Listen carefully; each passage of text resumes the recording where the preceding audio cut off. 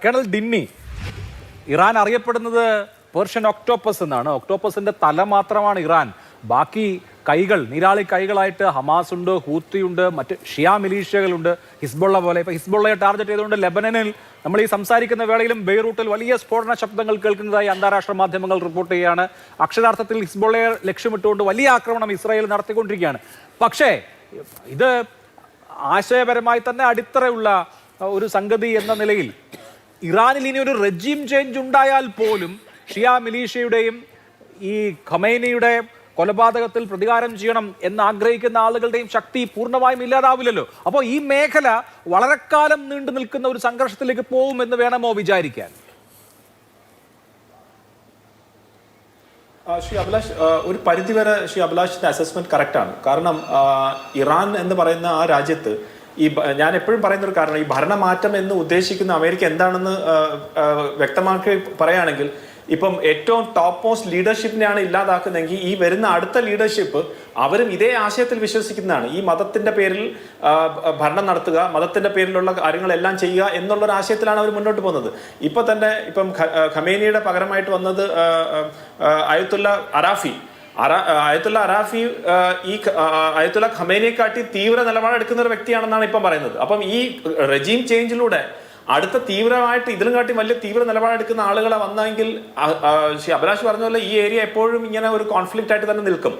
ഇപ്പം അതിനകത്ത് ഈ ഒരു ഹിസ്ബുള്ള, ഹമാസ്, ഈ മറ്റുള്ള ഹുത്തീസ് എന്നുള്ള മിലിഷ്യാസ് അല്ലെങ്കിൽ ടെററിസ്റ്റ് ഗ്രൂപ്പ്സിനെ കൊണ്ട് അവർക്ക് ഒരു പരിധിവരെ അവരെ ഇപ്പം ഇല്ലാതാക്കി, അല്ലെങ്കിൽ അവരെ ഒരു പരിധിവരെ ഡീഗ്രേഡ് ചെയ്ത് വെച്ചിട്ടുണ്ട്. പക്ഷെ അവരെ കംപ്ലീറ്റ് ആയിട്ട് ഇല്ലാതാക്കാൻ പറ്റില്ല, ഒരു കാരണവശാലും കംപ്ലീറ്റ് ആയിട്ട് ഇല്ലാതാക്കാൻ പറ്റില്ല. അവരുടെ ആ ആശയം എന്ന് വരെ ഉണ്ടോ അത് അങ്ങനെ തന്നെ പൊയ്ക്കൊണ്ടിരിക്കും.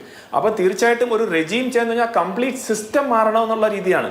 ആ സിസ്റ്റം ഇപ്പൊ ഇറാന്റെ അവസ്ഥ വെച്ച് മാറാൻ സാധിക്കും എന്നുള്ളതിനകത്ത് എനിക്ക് സംശയമുണ്ട്. കാരണം IRGC എന്ന് പറഞ്ഞ ആ മിലിറ്ററി ഫോഴ്സ് ഇതിന് വേണ്ടി, മതത്തിന്റെ ഈ ഒരു ഫെയ്ത്തിനെ പ്രൊട്ടക്ട് ചെയ്യാൻ വേണ്ടി എന്നാണ് അവരുടെ ആശയം തന്നെ.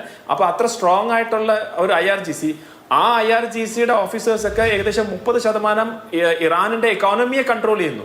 അപ്പൊ ഇതെല്ലാം ഇന്റർലിങ്ക്ഡ് ആയിട്ട് നിൽക്കുമ്പം US വിചാരിക്കുന്ന കണക്കുള്ള ഒരു ഭരണമാറ്റം അവിടെ നടക്കുമെന്ന് വളരെ സംശയത്തിൽ തന്നെ നമുക്ക് നോക്കേണ്ടി വരും.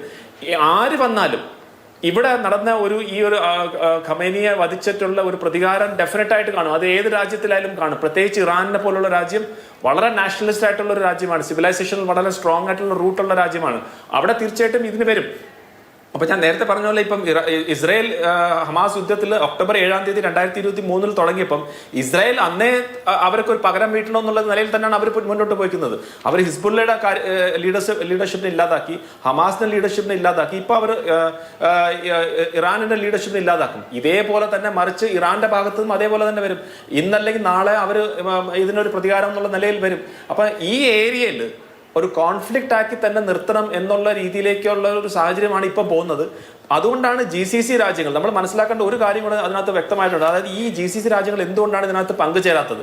അവിടാണ് ഈ റാഡിക്കൽ ഷിഫ്റ്റ് നമ്മൾ കാണുന്നത്. സൗദി അറേബ്യ ആയാലും ശരി, UAE ആയാലും ശരി, ഇവരാരും ഭീകരവാദത്തിന് ഒരു രീതിയിലുള്ള സപ്പോർട്ട് ചെയ്യുന്നില്ല എന്നാണ്. അവരുടെ ആ കംപ്ലീറ്റ് ആയിട്ടുള്ള രാജ്യത്തിന്റെ അവരുടെ താല്പര്യങ്ങൾ സംരക്ഷിച്ചുകൊണ്ട് മാത്രമാണ് മുന്നോട്ട് പോകുന്നത്. ഏതൊക്കെ രാജ്യങ്ങൾ ഭീകരവാദത്തിന്റെ ഒരു സ്റ്റേറ്റ് പോളിസി ആക്കി ഉപയോഗിച്ചിട്ടുണ്ടോ ആ രാജ്യത്തിനൊക്കെ വലിയ വില കൊടുക്കേണ്ടി വന്നിട്ടുണ്ട്. അത് ഇറാൻ ആയാലും ശരി, ഇറാഖ് ആയാലും ശരി, പാകിസ്ഥാൻ ആയാലും ശരി, അഫ്ഗാനിസ്ഥാൻ ആയാലും ശരി, ബാക്കിയുള്ള ഏത് രാജ്യങ്ങളായാലും നമ്മൾ കാണാം, ഒരു ഭീകരവാദത്തിന് ഒരു സ്റ്റേറ്റ് പോളിസി ആക്കി വെച്ചിട്ടുണ്ടോ അവർക്കെല്ലാം വലിയ വില കൊടുക്കേണ്ടി വന്നു. അപ്പം ഇവിടെ ഒരു റെജീം മാറ്റം വന്നാലും ഇതേ സ്റ്റേറ്റ് പോളിസിയാണ് അവർ കൊണ്ടുവരാൻ പോകുന്നതെങ്കിൽ അവിടെ കോൺഫ്ലിക്റ്റ് തന്നെ വരും, അതിനകത്ത് യാതൊരു സംശയമില്ല. അപ്പൊ ഇതുകൊണ്ട് US-ഉം ഇസ്രയേലും എന്ത് പരിഹാരമാണ് കാണുന്നത് അത് എനിക്ക് തോന്നുന്നില്ല അത്ര ഈസി ആയിട്ട് അവർക്ക് കിട്ടുമെന്ന്. കാരണം ഈ ഒരു റെജീം ചേഞ്ച് കൊണ്ടൊന്നും അവരുടെ ബേസിക് ഐഡിയോളജിയിൽ ഒരു മാറ്റം വരാൻ പോകുന്നില്ല.